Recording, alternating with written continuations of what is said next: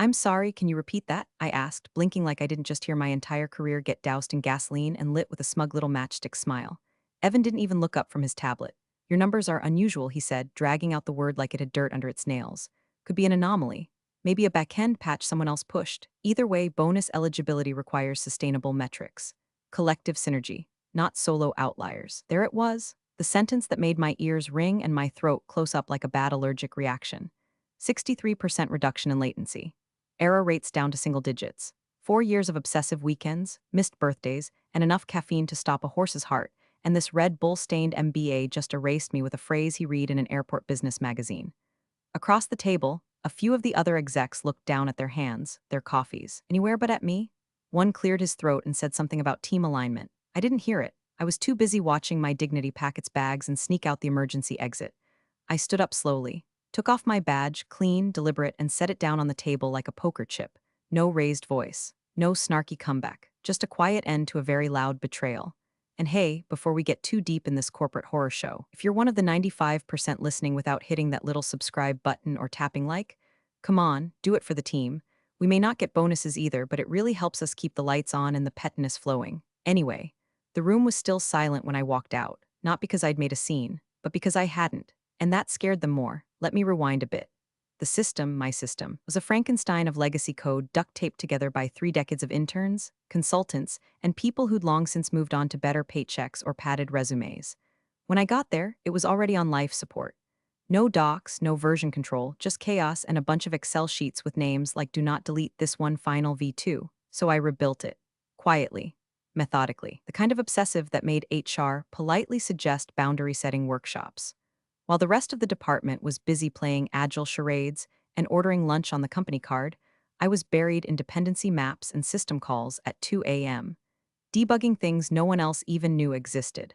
And I wasn't looking for glory. I just didn't want to live in daily fear of another 2-hour outage because some subroutine got cranky and took the whole billing module with it. But Evan didn't see any of that. Evan saw bullet points, headshots, his own reflection on Zoom calls. He was hired 3 months ago, fresh from some buzzword factory where disruption meant gutting every process that actually worked and replacing it with branded nonsense. First thing he did? Can the old team leads, renamed the dev squads to impact clusters, and started every meeting with a slide that said, let's go hunting, like he was auditioning for a leadership cult. When I showed him the report, complete with before and after load times, CPU metrics, user impact breakdown, he squinted like he was reading hieroglyphs. Feels a little isolated, he muttered. Did you run this through alignment protocol? What protocol? I asked. He smiled. Exactly, I knew then. Bonus wasn't coming. The recognition never arrived. The moment he read my name next to those stats, his brain filed me under threat. A system that worked too well in a woman who didn't ask permission to fix it. So yeah, I handed over the badge. No tantrum, no fight, just quiet clarity. Because what Evan didn't realize, what none of them had taken 5 minutes to ask, was that the system wasn't fixed by committee. It wasn't the result of synergy. It wasn't some magical patch someone else slipped in. It was mine. Built from memory, from muscle, from instinct honed through every midnight crash and early morning deploy. And more importantly, it lived in my head, not in Jira, not in Confluence, not in any pretty documentation portal that Evan could parade around during QBRs. When I walked out that door, I didn't just leave behind a job. I took the map, and I knew exactly what was going to happen next. By the time I pulled into my apartment complex that night, the story had already taken on a life of its own. Jennifer walked out, no notice, no handoff, no goodbye lunch, not even a LinkedIn update. Just whispers echoing through Slack threads and lukewarm texts that hit my phone like little digital shrugs. I sat in the driver's seat for a good 10 minutes, just watching the rain carve slow, greasy rivers down the windshield. Somewhere behind me, a neighbor's dog barked like the world was ending. Fitting. Inside, the apartment smelled like takeout and stress. My laptop was still open from the night before, a half-finished YAML file blinking back at me like it was confused we weren't at the office. Or maybe I was confused. You pour years into something, actual years, the kind that eat your 20s alive, and then it ends in a 5-minute meeting and a smirk. The first text that came in was from Raj, one of the back-end guys I used to sync with on deployments. Heard what happened. Sorry, that's just messed up. 2 minutes later, wait, did you really not leave anything behind? Then Chloe from QA, so Evan said you quit cause you couldn't adapt to the new structure? I told him to shove it, for the record. Adapt. Cute word. Gets tossed around when people want to blame you for not playing dumb. But the one that stuck was from Mel, the only person who ever stayed late with me during system rollbacks. It just said, you built that thing from scratch, they'll all see. I stared at her message for a long time, not because it made me feel better, but because it reminded me why it hurt. I didn't just build the system. I was the system. Every cron job, every endpoint, every obfuscated variable name nested 10 levels deep in a function chain, that was me. I turned chaos into logic and logic into reliability. I didn't need Jira tickets to track what I already carried in my head like a second heartbeat, and now I had to let it go. So I did what anyone would do after being erased. I got to work. I started backing up my personal files, tax stuff, receipts, personal scripts, not work product. Nothing they could scream IP violation about, just the scaffolding of a life they clearly never saw as valuable. I shut down my remote access tunnels, deactivated my repo keys, revoked the one lingering admin token from a dev box no one had touched in 18 months. But then I hesitated. There was one old script, an ancient thing I wrote in my second month on the job. It wasn't fancy. Just a legacy watchdog that pinged critical services and left little breadcrumb logs in a secured sandbox directory. We used to call it Cerberus because if anything started acting weird, it barked. I opened the log file, line after line of green check marks, time-stamped like a neurotic diary. OK authenticated heartbeat 2025 to 10 to 2802, 1704, and then one line nestled at the bottom in clean white text. Info auth expired. Redirection pending. I didn't write that message. Not recently anyway. It was part of an old test scenario I'd forgotten even existed. An internal joke, really. When the system couldn't validate the core architect's token after X days of inactivity, it triggered a cascading permission shift. A harmless little quirk, unless someone tried to override it. I closed the terminal, didn't touch a thing, just let it sit. That night, I slept like someone had pulled the batteries out of my anxiety. Not because I was okay, because I wasn't carrying it anymore. Let Evan spin whatever bedtime story he wanted. Unfit for collaborative leadership? Sure, let him believe it, but I knew the truth, and more importantly, the system did too. Evan strutted into the Monday morning stand-up like he'd just landed a SpaceX rocket with one hand and a latte in the other. He clapped his hands together. All right, team, fresh week, fresh structure. Jennifer's transition left a few things open-ended. But that's why we're here, right? To level up. Let's dive into mapping her infrastructure. Jared, Sam, you two are my go-tos for this. Get started today. Jared blinked. Sam shifted in his chair. They were both less than a year out of college, still wearing those hopeful expressions that hadn't been beaten out of them by system logs and 4 a.m. rollback disasters. I'd seen that look. Hell, I used to have that look. The two of them retreated to the war room, formerly known as Conference B, with whiteboards, sticky notes, and enough cold brew to drown a mongoose. 10 minutes in, Sam asked, "Where's the documentation?" Jared replied, "I thought it was in Confluence." They opened it. Two folders, one labeled skeleton and the other simply "Here be dragons."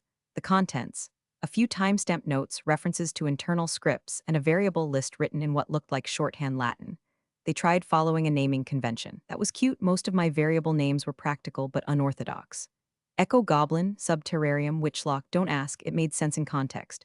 But without the context, my context, it read like a deranged scavenger hunt from a paranoid AI. Even the comments were cryptic.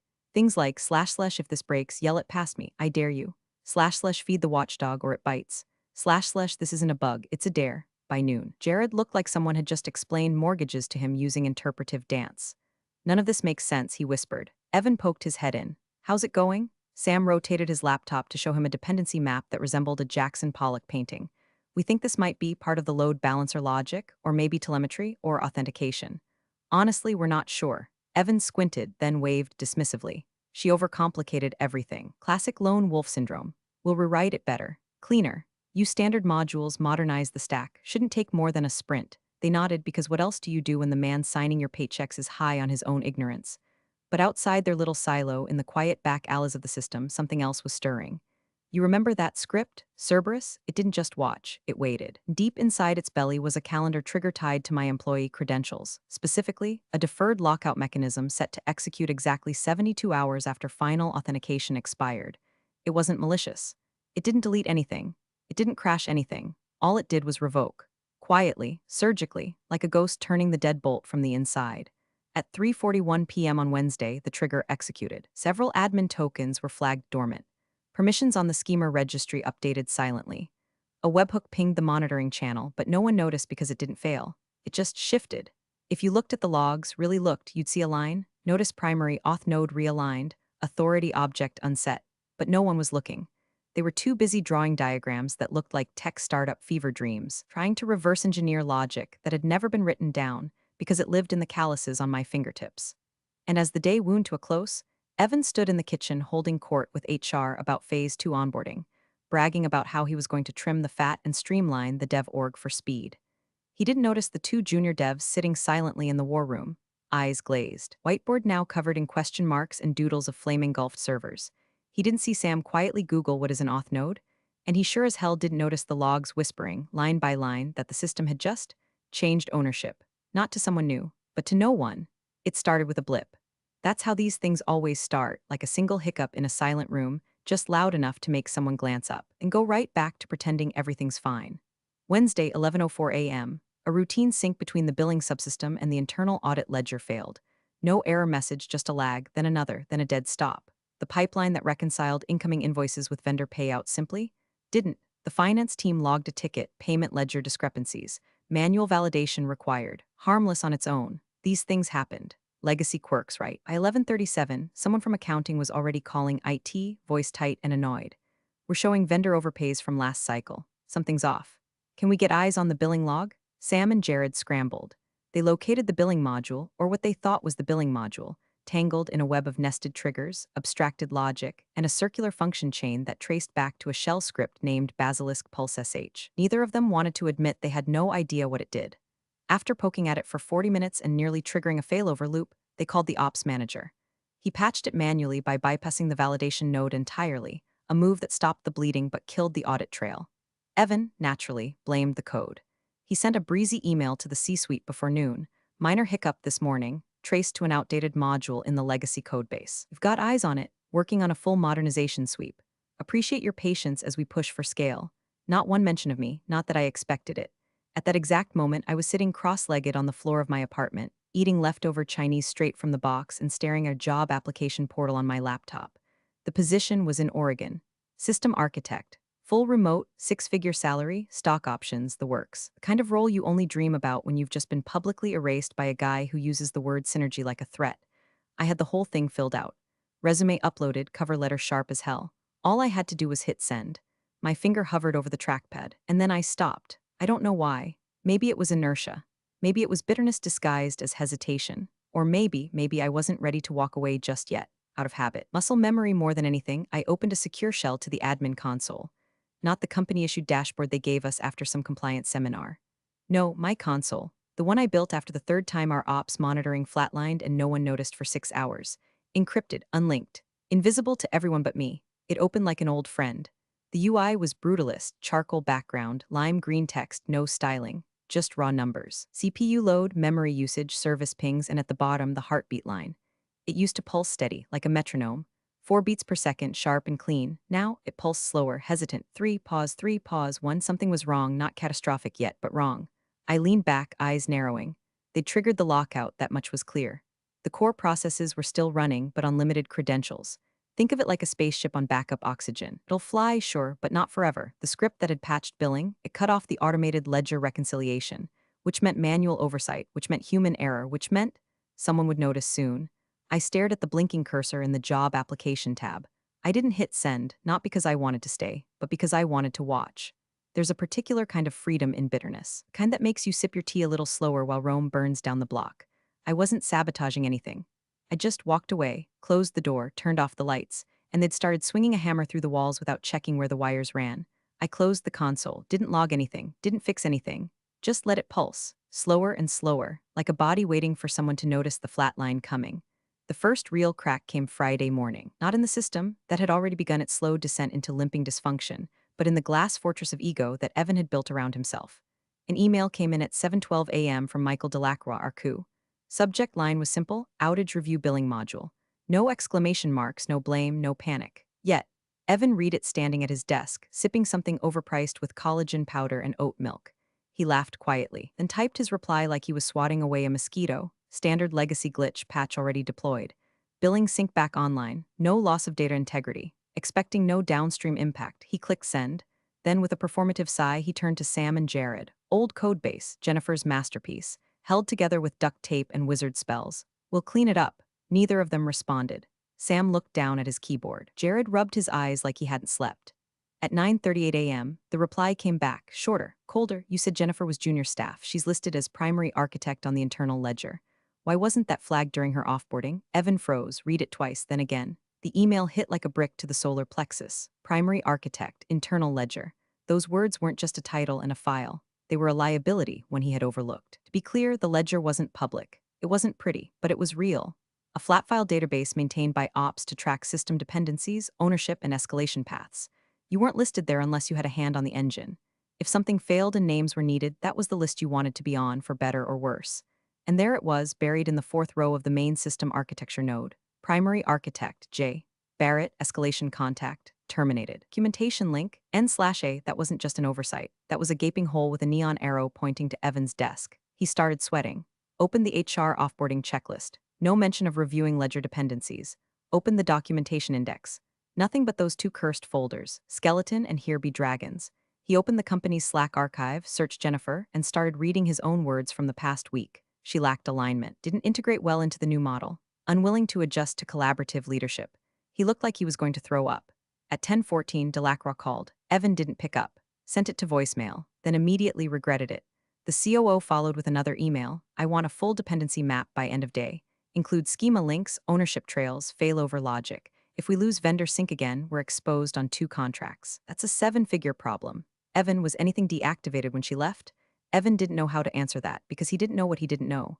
He'd never asked Jennifer for a handoff, never done a real exit interview, just smiled while she set her badge down and walked away. He'd assumed she was replaceable. That assumption was aging like milk in the Mojave. Meanwhile, Jared was furiously typing, pulling logs, trying to map out the database schema. Don't even know what half these tables do, he whispered. Sam chimed in, there's no rollback config, not even for the heartbeat module. Evan snapped, it's fine, we'll just rebuild. We don't need her documentation, we'll refactor. But even he didn't believe it anymore. Delacroix sent one last message. No subject line, no greeting. You're patching blind. If she's the architect and she's gone, then what we're running on right now isn't code. It's borrowed time. And for the first time since his smug onboarding speech, Evan didn't have a quip. He just stood there, quiet, pale, suddenly very aware that all those blinking dashboards he loved to parade around at meetings didn't mean a damn thing without someone who understood what they were built on. And that person was gone. No forwarding address, no backup admin, no map, just silence and a heartbeat slowing behind the curtain. The first alert came in at 2:13 a.m. Not a loud crash, not a system-wide scream, just a soft ping on the ops dashboard that said, Alert, Core API auth dropped below minimum heartbeat threshold. Then another alert, payment recon process failed handshake at 02:13:46. And finally, alert, heartbeat registry, no response from primary node. A silent triple tap to the temple. The night shift lead, Marcus, rubbed his eyes, muttered something about false positives, and checked the console, but it wasn't a false alarm. The processes were still up, but they weren't talking. 2 core services, alive but unresponsive, like blinking mannequins behind glass. Marcus did what ops does, restarted the services, cleared temp memory, reinitiated the chain from a known good config. Nothing, no errors, no logs, just silence. He called Evan. It rang 4 times before a bleary voice answered, yeah?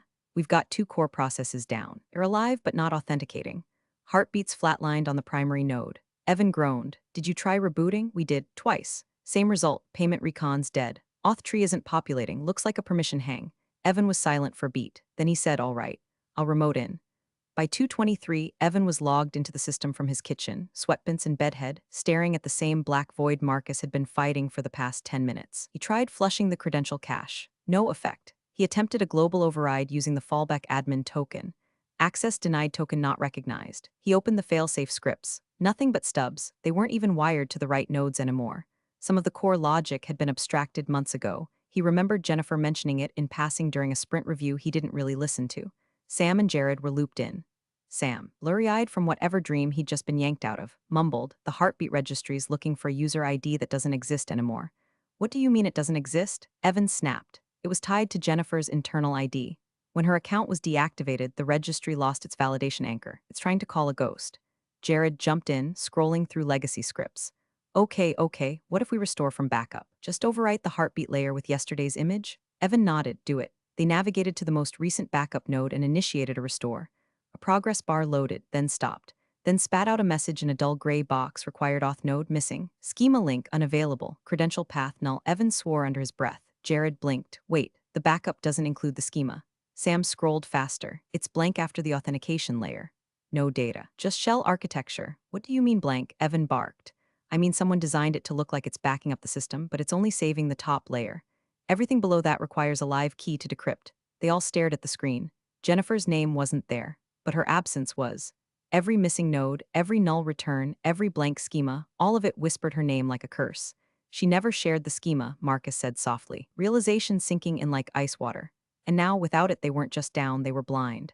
The logs couldn't trace the dependency tree because the dependency tree wasn't mapped.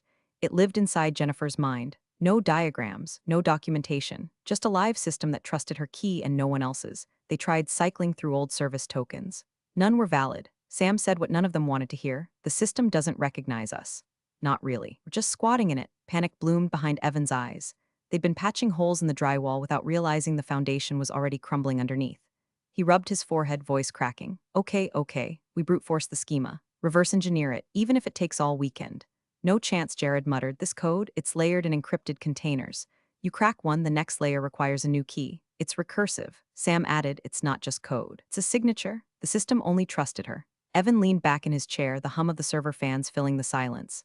Somewhere something beeped. Another alert. Heartbeat paused, database disconnected. User access revoked. And all Evan could do was sit there, watching the pieces fall, realizing too late that the person he dismissed as a low-level engineer had been the architect of their entire universe. And she took the blueprints with her.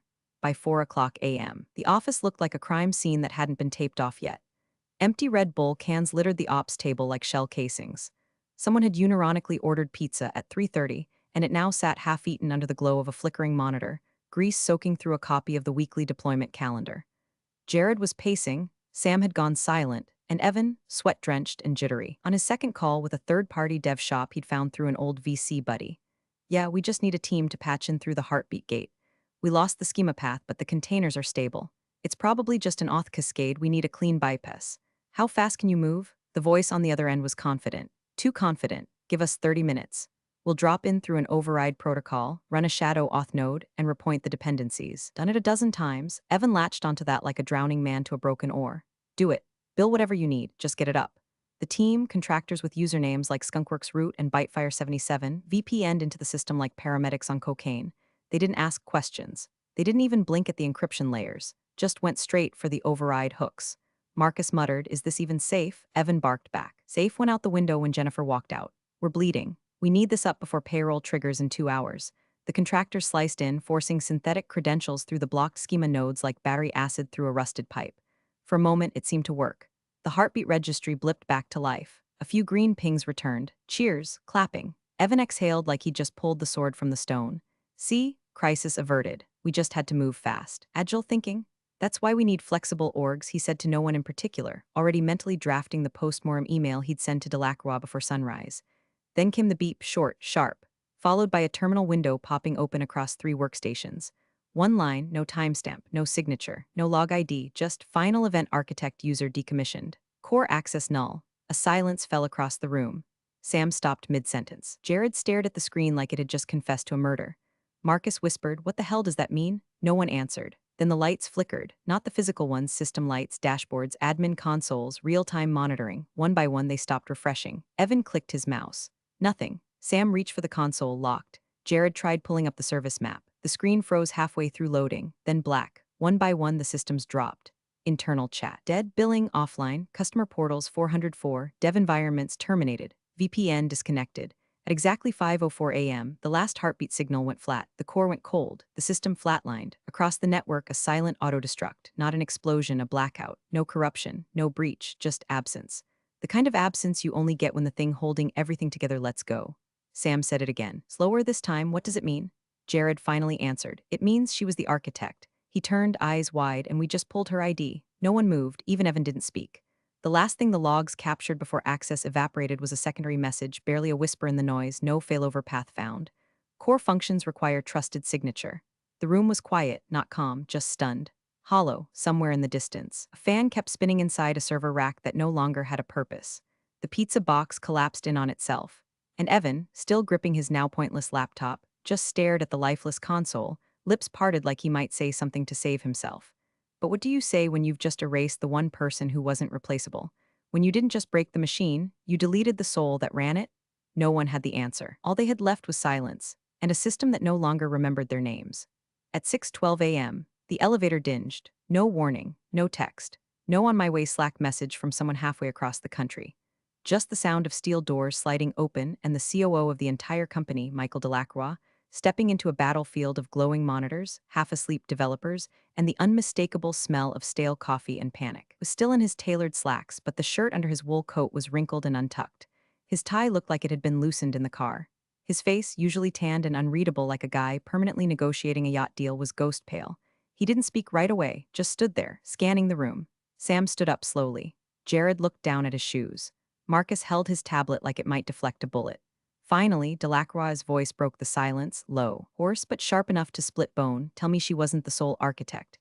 No one answered, not because they didn't want to, because they couldn't. Jared tried. We thought there were backups, but everything past the heartbeat requires her signature. The schema's recursive. It folds back on itself unless you know the entry points. Sam added, voice cracking, and the backups don't restore without the original validation path. They look normal, but they're basically hollow shells. Delacroix walked slowly toward the ops table, where Evan sat stiffly with his hands clasped in front of him like a child waiting for detention. Did you know she was listed as primary? Delacroix asked, eyes locked on him. Evan opened his mouth, then closed it again. Finally managed a strangled, it wasn't in the official org chart. The org chart? Delacroix echoed, a twisted smile creeping onto his face. You think tech architecture lives in a PowerPoint? He turned to the war room whiteboard, covered in frantic scribbles and red string logic that made less sense by the hour. Walked over. Tapped the word someone had written in the corner, failover plan. Then he picked up a manila folder sitting on the edge of the table, the only folder no one had dared to open. Jennifer's. The one she dropped off with HR 2 days before leaving. No one had bothered to read it. It was passed around like a prop, assumed to be some polite offboarding checklist, maybe a W-2 and an exit interview form stapled together. Delacroix opened it. Inside, nothing, except a single sticky note, written in blue ink in the corner of an otherwise blank sheet. If you're reading this, it's already too late. He stared at it for a long time. Didn't move, didn't blink. Just stood there, the folder hanging open in one hand like a joke with no punchline. Then, finally, he sat down slowly into one of the ops chairs. Not the boss chair, not the ergonomic throne he normally occupied in the corner office. Just a basic plastic roller seat, like he didn't trust himself to stand anymore. He put the folder on the table, face down, and whispered, "We just lost the entire stack." No one breathed because they all knew what that meant, not just the systems down. Gone. The stack, the beating, breathing, modular core of the company's operations wasn't just unresponsive. It had rejected them. It had recognized Jennifer's departure as final. It had treated her deactivation like a power cut to the motherboard. And the worst part, it had done exactly what it was designed to do. Jennifer hadn't left a bomb. She'd built a vault. And when she walked away, she took the key and let the door seal shut behind her. Not malicious, not vengeful, methodical. Delacroix ran a hand through his thinning hair and looked at Evan one last time. "You let her leave," he said, flat and cold. Without an interview, without a review, without a trace. Evan tried to speak. Failed. Delacroix didn't wait for an answer. He just leaned back in the chair, closed his eyes for a moment, and exhaled like someone coming to grips with the fact that the house they'd been living in for years had actually been balancing on one matchstick. And the match was gone. By 7:45 a.m., Legal had taken over the ops floor like a crime scene unit stumbling onto a body with a name tag. Two attorneys, one with a Bluetooth headset permanently embedded in his ear, the other clutching a notepad like a rosary, were firing off questions at Evan while IT attempted, for the fourth time, to mount a remote volume that no longer existed. Do we have her personal number? Did she sign any NDA post-separation? Where's her last known contact point? The HR director, visibly sweating through her linen blouse, muttered, We sent her a thank you email. She never replied. Legal flipped open a printed exit packet and scrawled something aggressively under the words employee exit interview declined. At 8:10 a.m., someone finally tried the most obvious thing. They picked up the phone and dialed. Jennifer's number, her old extension, rang twice. Then, "The number you have dialed is no longer in service." They tried her cell. Same thing, not even voicemail, just absence. That's when Sam, bleary-eyed and running on nothing but vending machine coffee and raw dread, opened his laptop and checked LinkedIn. Her profile was there, updated. A new banner image, mountains, clean air, the kind of view you don't get from a WeWork conference room. Underneath her name, the headline now read, Jennifer Barrett, Remote System Architect Independent, and the location? Boulder, Colorado. She'd moved, started over, rebranded. No mention of the company, no passive-aggressive commentary. Just a soft re-entry into the world on her own terms, like she hadn't just dropped $1 billion enterprise into a digital black hole. Meanwhile, across the country, in a small coffee shop off Pearl Street, Jennifer sat at a window bar with a cup of black coffee and a chocolate croissant she'd finally taken the time to enjoy. Her laptop was open, but not for work. A soft guitar instrumental played in the background. Her screen showed a clean, empty desktop. No alerts, no bug reports, no Slack notifications, just peace. She took a sip, eyes half closed, watching the orange-pink sunlight melt across the Rockies like something sacred. Her phone buzzed once. An email, subject, Systems Architect Opportunity Equity and Signing Bonus. She didn't open it, she didn't need to. Another buzz, a voicemail transcription preview. From Michael Delacroix, COO Jennifer, if there's anything we can do to fix this, please. We didn't know. She stared at the screen. Her thumb hovered over the screen for a second, then she turned the phone off. No words, no revenge post, no justification, just silence. The same silence that had spoken volumes in that meeting room when she handed over her badge and walked away. The same silence that now echoed through every dead server, every locked-out console, every null return. The same silence that answered Delacroix better than she ever could. Because some things don't need a reply. Some lessons only come after the crash. The screen fades to black, and Jennifer? She just keeps sipping her coffee. You're the real MVPs of the office jungle. Thanks for watching. Smash that subscribe button, or the coffee pot might just forget your next brew.